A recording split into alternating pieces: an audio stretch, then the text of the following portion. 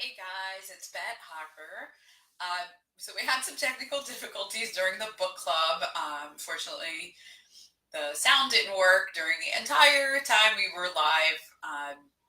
My friend Elisa tried to say there was a problem, and I thought I fixed it, and apparently I didn't. So if you watch that video, unless you're a really good lip reader, you're not going to have any idea what we're talking about. So I don't have a lot of time, but I'm going to do a quick recap. Fortunately, my friend Razy isn't here to go along with it, but the book was Clockwork by Mike Michalowicz of Profit First fame. You know, I'm a big fan of Profit First. It's done amazing things to my business, and I think Clockwork is going to be doing that too. I don't want to spend the whole half hour that we talked before, but I'm gonna take you through what I thought were the important parts. Hey Alex, hi Stephanie. Thanks for joining. Please tell me if you do not hear anything that I'm saying, since we already had that problem once today. I like to have new problems, not repeat the same problems. So the whole point of Clockwork is that you're supposed to systematize your business.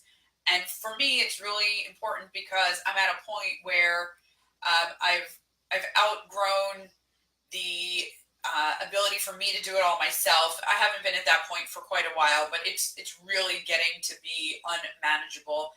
Last year, I thought by the end of tax season, I thought I was going to have a nervous breakdown. I was so burnt out. So I need to make some changes. So number one with Clockwork is that Mike tells you that you should analyze your your company's time. And really, it's your time. It's what do you spend your time on? I know I spent a ton of time on email. That was why my biggest takeaway from 4-Hour Work Week last month was batching email. And oh my God, it made such a difference. I spent a fraction of the time I used to spend on email. Not that it's zero, we're not there, but it's definitely less than it used to be. So once you can figure out how much time you spend on different tasks, you're going to figure out what your queen bee role is. And this was really enlightening for me, let me tell you, because, you know, there's that joke when you have your own business, you're the CEO, the chief everything officer. And really, you can't run a business like that, not for a long time. You can kind of be like a freelancer and do that and handle everything, but it can't be everything that you do. So we went through earlier, I had Razy do it because she hadn't read the book and she didn't know what I was talking about. So we did it live on air, not that anyone heard any of it, but I did this before. I did my queen bee exercise. So what you're supposed to do is you take some Post-it notes, take 6 of them actually, and write out what your 6 main tasks that you perform are, right? So these were mine, right? I got 6 of them here. Dropping them. You're not even going to be able to read them. It doesn't really matter. So you've got your 6, and then what you do is you take these and you get rid of 2 of them, and they're gone for good. Not just, oh, I'll have someone else do it. It's gone. You're not doing it anymore, right? And it's hard. It's hard to say, oh, I'm never going to do marketing. I'm never going to do my invoicing. I'm never going to check email, all these things. So you take away 2, then you're left with 4. Now, you're supposed to discuss why. Why did you take away those things? And it's a little goofy when you work mostly by yourself, but I did what Mike suggested, and I talked to myself. It wouldn't be the first time. And then after you pull out those 2, you're left with 4. You pull out another one, right? Same process. And this is, it's gone from your business altogether. You can't transfer them or delegate them. Once that you remove them, they're gone forever. It's not part of your business life anymore. Then you're going to take away 1 more. And you're going to do this until you have 2 left. And when you get to that point, you pick the one thing that is so important that you can't go without it. And what I came down to is that really my main thing, my 2 that were left were my kind of sales calls and answering client questions, which usually is done through email, but sometimes it's also just phone calls. So it was really the hand-holding of clients. It's the bringing them on, and it was the releasing the information back to them.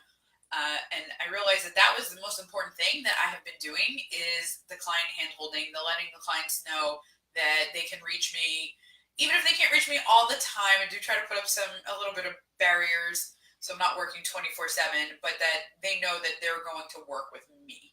And once you've got that queen bee role, and the way we came up with that, I'm taking credit for your book, Mike. The way I said it again. The way Mike came up with that is that if you look at a beehive, legit, the queen bee has one job, and it's to make more little baby bees. So that's why it's the queen bee role, because if she stopped, there'd be no more bees, and that would be a problem. So after you figure out what that role is, you take all those other tasks, and you make this like kind of funky graph with it. And then those are tasks that support your queen bee role. And then you can start to see, maybe I could get rid of my proposal, engagement letter writing, that kind of stuff. So it was really interesting to figure that part out. And then getting a little bit further through the book, the next thing, and it's a huge thing that I'm working on right now, is capturing systems. So what does that mean? It means that it's not all up here, everything how you run your business. It's documented somewhere, and not like a boring thing that you're just gonna, a manual that no one's ever gonna look at, that your staff never wants to read. The easiest thing to do is to take the processes you already have, because as long as you have a business, you already have processes, and record them on video. So I've been doing this. I started doing it a couple years ago, here and there. I'm doing it way more systematically now, and there's even a way to split this up. It's the attract, convert, deliver, and collect method. So I basically, what I'm doing right now is a lot of deliver. It's a lot of operations. How do we get the product? In my case, the product is tax returns or financial statements, things like that. How do we get that over to the clients? And I'm making all these videos, and I've flowcharted my processes before, so it's not so hard for me to come up with those, but it's still a little bit of work, and it's easy. And one of the things that Mike talks about is, once I have a video and I say, here's staff person, take a look at this video, here's how I do this particular task.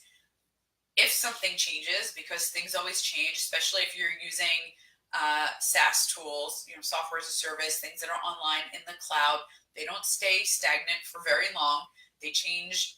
Maybe the layout changes, maybe the interface changes. You don't know how it works anymore. You have that staff person that interacts with that piece of software, make videos when things change, so that there's always a documentation of how various parts of your business work. And the idea for me is that I can then take anyone and plop them into that role and say, okay, you need to do a tax return. Well, watch this video, and here are the steps, and this is what you need to do. So I'm finding that part really helpful. And then he talks about balancing your team, and you're gonna have to get the right people doing the right jobs. We're gonna talk about that a lot more on Good to Great in a few months. And then step 6 is know who you're serving, because you do not serve everyone. I know personally in my business, I've made more of a focus to small law firms. Razy, who had been on the previous video with me, she tends to work with women who are a little older. She's got a massage, a light touch massage and energy working business. So she doesn't work with men. So usually the younger women aren't really so much looking for what she's doing. She also works with people before they go into surgery. So she's a very specific clientele that she works with. And the more specific you are, the easier it is to say to someone, oh, so what do you do? Well, I'm a CPA for, small law firms, one to two partners who have $1 million plus of revenue, blah, blah, blah. It's very easy. Then you're not sending me like a giant law firm that I can't handle, and you're not sending me somebody who's so small that they can't afford my services. So that's the reason you need to know who you're working with. It makes your business operate much better. So that's just another part of it. And then step 7, keep an eye on your business. You want to keep an eye on your business. The best thing to do is profit first, because that will show you every little part of where your money is bleeding financially. Just because you come up with these systems and you put new people in place, it doesn't mean everything is magically going to happen. Parts can fall apart if you're not paying attention. So, and then the next part was pushback, and Raising and I actually had a great conversation, which none of you heard, about how a lot of times pushback can be internal. I find that, especially doing that first exercise with the sticky notes and taking them away, one of the things I put down as a task is I do engagement letters, proposals that I send to clients.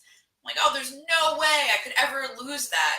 And to me, that's a pushback on myself internally. And I had to kind of stop and think, well, is that really true?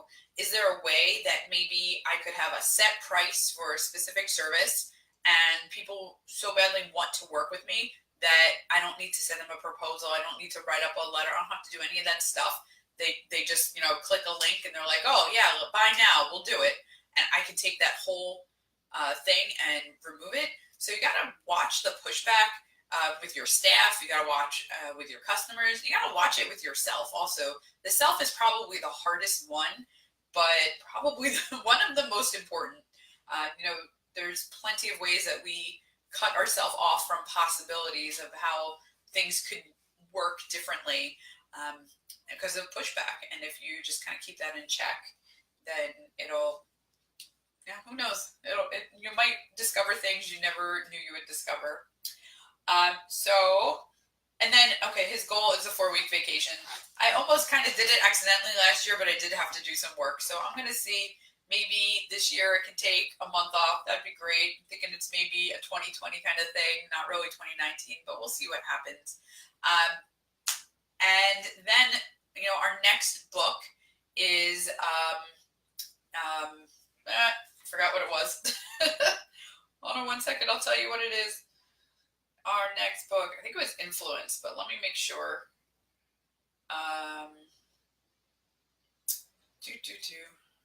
Don't mind me. I'm trying to pull it up here. And I did actually pull out a whole list for the whole year. Some really great stuff on there. Yes, March, Influence, Science and Practice by Robert Cialdini. Robert Cialdini was very involved in our last presidential election, so I think that will be an interesting read. I know my husband will be very happy that I'm finally reading this book. He's been trying to get me to read it for a decade. Honey, it's finally happening. And you need this with everyone.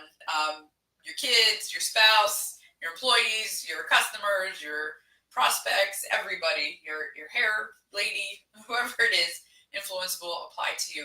So hopefully next month we do not have a sound issue. Come out to Cafe Collective in Fort Lauderdale. Join us online, whatever works. And if anyone wants to be a co-host, let me know. Thanks, guys.